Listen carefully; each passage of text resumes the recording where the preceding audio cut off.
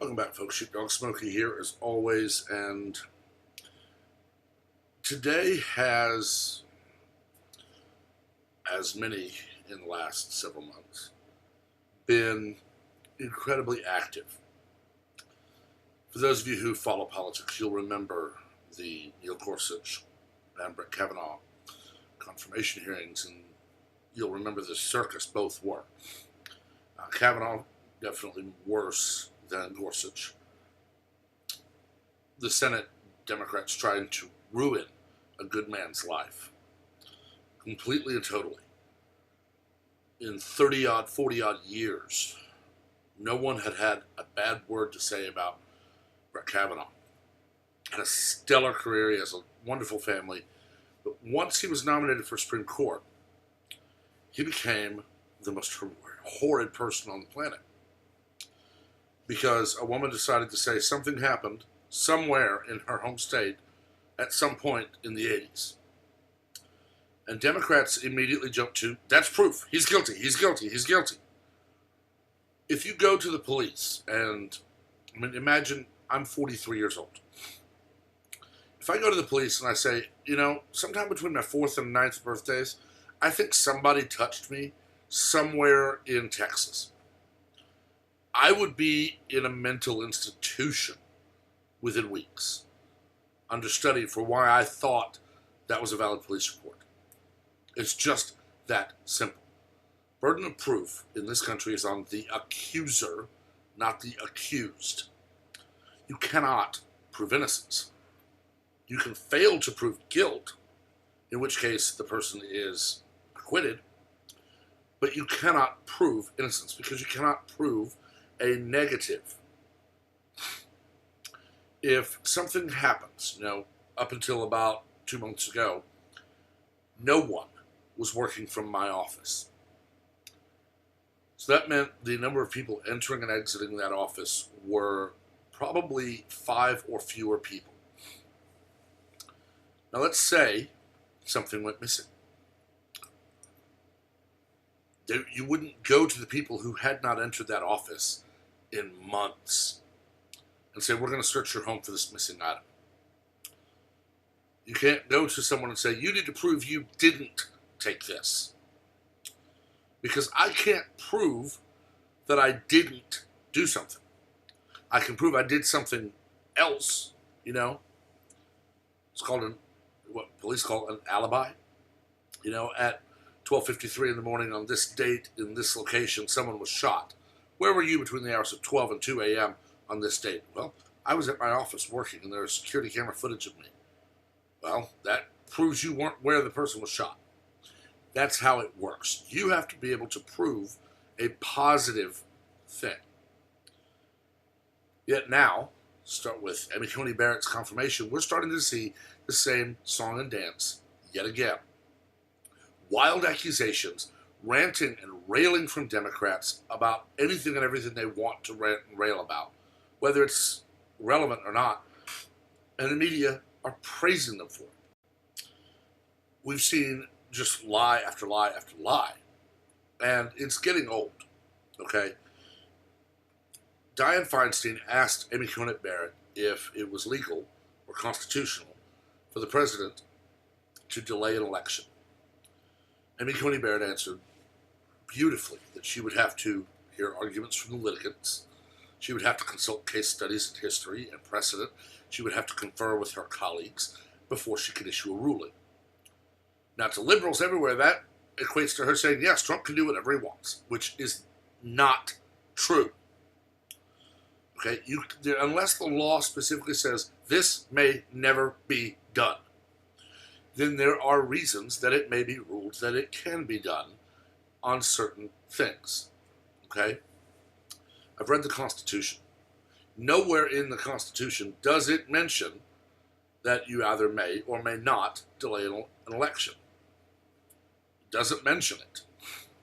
So, Amy Coney Barrett said that if someone brought a case to her court challenging or advocating delaying an election, she would listen to both sides. She would confer with her colleagues. She would look at the laws. She would look at precedents. and she would then rule based on all of that information. It's insane to me that Democrats, knowing that we are well aware that they would start screaming, aha, see, you can't be on the Supreme Court because you just said how you would rule. That's not how courts work. But they still ask, how would you rule on this? It is insane. And we still have people spreading the lies about Supreme Court nominations during a presidential election year. Okay? There is no rule, nor is there a tradition or precedent. In fact, I can go back 192 years. 1828. Actually, I can go back further than that. I can go back 216 years. 1804, Thomas Jefferson nominated Supreme Court Justice Johnson. He was confirmed before the election. 1828, John Quincy Adams nominated Crittenden. That was delayed. 1844, President Tyler nominated King. 1852, Fillmore nominated Bradford. Both were tabled. Lincoln, very famously, Kamala Harris made up a quote from Lincoln saying that he told people he will not nominate someone during an election year, that the people must be allowed to vote. He never said that. You see, when the vacancy occurred, the Senate was not in session. The Senate didn't return to session until after the election. So he could not nominate anyone. Okay? He didn't want to do a recess election, a recess appointment. But you see, in 1864, the day the Senate returned to session, he nominated Salmon Chase. Salmon Chase was confirmed that day. It just happened to be that because the Senate was not in session, he couldn't nominate. What this shows, even though we know now that he won re-election, is that it didn't matter. He was going to nominate Salmon Chase regardless of whether he won or lost the election. Because constitutionally, when there is a vacancy on the federal bench, the president fills the vacancy. In 1888, Cleveland nominated Fuller, confirmed before the election. In 1892, Harrison nominated Shiras, confirmed before the election. 1916, Brandeis. 1916, Clark, both nominated by Wilson, both confirmed before the election. Hoover nominated Cardozo in 1932, confirmed before the election. Obama, in 2016, nominated Garland. Now, the big difference here, one, the president's party did not control the Senate, and Obama was not eligible for re-election. Now, I've not checked all the other races. I don't know exactly what dates, other than Lincoln, of course, whether they were eligible or not. But all of those, you can see the history. In 2016, the Republican Party controlled the Senate, and they decided to take no action. Perfectly constitutional. Now we're at 2020. Donald Trump has nominated Amy Coney Barrett, a brilliant legal mind, and the Democrats are once again screaming that he is required to obey them. It's not true. It's just not. The other side of this is liberals not in the court, although some of them are, or in the Senate, are proving their bigotry. Michael Moore, and if you follow me on Twitter, you'll have seen what I retweeted and what I commented. But Michael Moore, whether he did it or not, or had someone do it, or just found it, there was a photoshopped image making Judge Barrett's dress look like the Handmaid's Tale outfit. And of course, he misuses scripture to demand people praise him.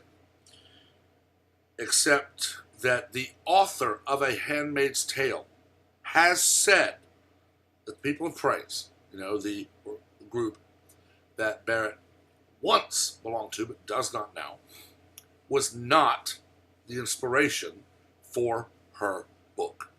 She flat out said there were many, many groups that she looked at. And then she came up with her own one single idea based on many, many groups. Okay? But liberals don't care for the truth. They run with the lie.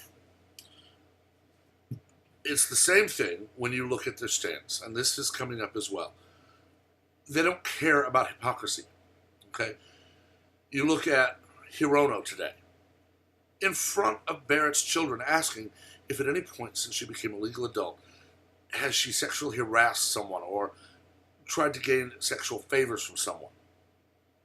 I really, at one point, want one of these nominees to either look the idiot in the eye and go, no, I haven't. Have you? Turn it around on them.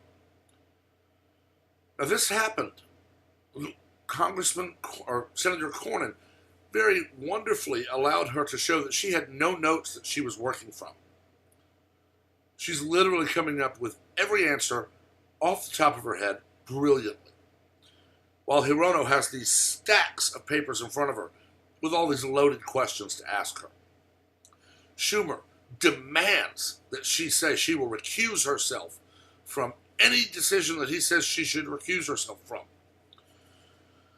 She has stated that she does not attack people, she attacks ideas. She has stated that she has no personal grudge against any law. She will apply the Constitution to it. And if it doesn't measure up, she will rule based on the law and the Constitution. But Democrats don't care about that. You can see this on any issue that they champion or that they demand you hate. Famously, if we look at Dianne Feinstein. Okay, now, one, the woman is in her 80s. She was born the year World War II ended. Well, it's not 80, so it would be 75 years old. But still, the woman is one of those people, one of those age groups that everyone screams, we don't need them, we don't need them. They're old, they're not representative. But Dianne Feinstein is to be praised. She was interviewed some time ago where she admitted that when working in California, she owned a handgun and she carried it illegally. So that when walking home, if someone wanted to attack her, she had protection. Yet now, she is one of the leaders of the you can give up your guns peacefully or we'll take them movement.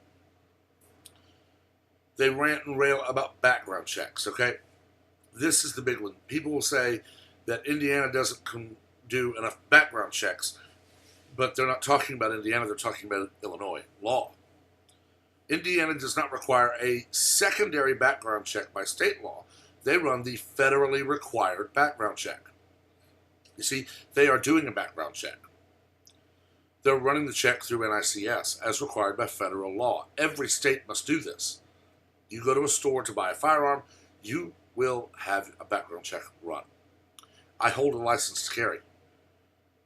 That means I've had a background check done, I've been fingerprinted, I have been through training, all of it. Still, when I finally went and bought my little snake charmer so that if I'm walking around and see, possum, a skunk, a snake, I've got my 410, which is much cheaper than any other ammunition I buy. Still had to pass a background check.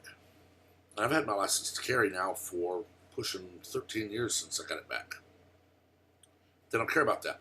They swivel when you point out that there is a federal law, so state law does nothing. Federal law requires a background check. Well, I'm not talking about that. I'm talking about private sales. Okay? When I went and bought my truck in February, I had to prove that I had insurance. I had to prove I had a driver's license.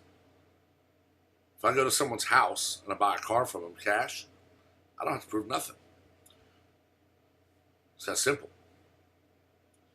If I want to go buy a jackhammer, which I could use to destroy someone's home, I can buy that, no problem.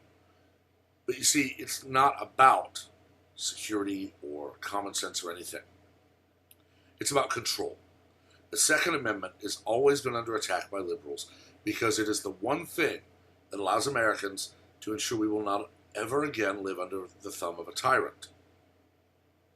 One need only look at Australia or UK, or Venezuela, Cuba, Russia, Nazi Germany, to see what disarming the populace brings. They rant and rail about mass shootings, but when they talk about mass shootings, let's look at Sutherland Springs. Two things to point out there. First, the attack was stopped by a man who used an AR-15 to stop the attack. But they don't ever want to talk about that. They don't want to talk about the fact that the AR-15 worked wonderfully to stop an attacker. They want to swivel to, he was able to buy his gun because the Air Force dropped the ball. You see, the Sutherland Springs attacker, who is the only one I know of that actually used an AR-15. You see, Parkland, he didn't use it. That kid was probably so high, he would have admitted to anything. How did he get as far from the school as he did? Okay, you go up into any of these others. Pistols are what is used. But Sutherland Springs, he used an AR. And he was only able to buy it because the Air Force dropped the ball. See, in the state of Texas, if you're dishonorably discharged, you go on the prohibited possessor list. You cannot buy a firearm from any dealer. But because the Air Force didn't properly report it, it wasn't in NICS. So he went through the background check. And the system failed, not the law. There was a shooting in White Settlement. A year or two, 3 ago, I don't remember exactly. Man goes into a church in White Settlement, Texas, with a shotgun, not an AR, a shotgun. And an LTC holder who was carrying stopped him from murdering more people. But the people who see that say, he should never be carrying a pistol in a church. Just call the police. The average response time means that police are going to show up and find bodies, and possibly not even the shooter. It's that simple. It just is. They want to scream that current gun law doesn't take into account public safety. It's not supposed to. The Second Amendment says the right to keep and bear arms shall not be infringed. They want to scream about common sense, but their common sense is crap. They want to scream about everything and anything. And when you answer them and prove them wrong, they instantly switch topics. I mean, for crying out loud. One of these people was talking about God only knows what, and then at the end, what's your feeling on the Second Amendment? I'm sorry. If I sit here and I start rambling and railing and ranting about sexual harassment, blah, blah, blah, blah, blah, blah, blah, blah, blah, what's your feeling on the ACA? This is not the time for self-aggrandizing speeches where you take 4.5 minutes of your 5 minutes and at the end ask something that's totally unrelated. These morons are using their pulpit in the Senate to just pontificate on everything. And then at the end, well, here's a question, so I don't get in trouble for not asking one. It is crap. The other thing I would absolutely love to see, and I wish I could have gotten a hold of Brett Kavanaugh when he was going through all of this, and I wish I could get a hold of Amy Coney Barrett right now because I would give her this suggestion. When people have accused you of crimes, dragged your name through the mud, defamed you, for as long as they go on and do this, stand up, walk out. When they start demanding you explain, say, I withdraw myself from this nomination.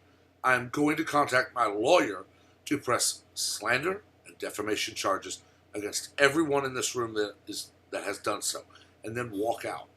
Had Kavanaugh done that, Kamala Harris herself would have been screaming, you're confirmed, no vote needed, you can't sue me, you're a justice, you're confirmed. She would have had him in jail for dereliction of duty for not going to work after he withdrew his nomination. She would have been impeaching federal judges for saying, wait, there was no Senate vote. He withdrew his name. She would be all over the news screaming that it doesn't matter. She declared him confirmed. He's not allowed to sue her. Coney Barrett should do the same thing right now. Name names. Feinstein, Hirono, Booker, Michael Moore, all of them. And just walk out. Because as a private citizen, she can sue. She can press charges. You know, she may not be able to sue civilly, but she can press slander and defamation charges.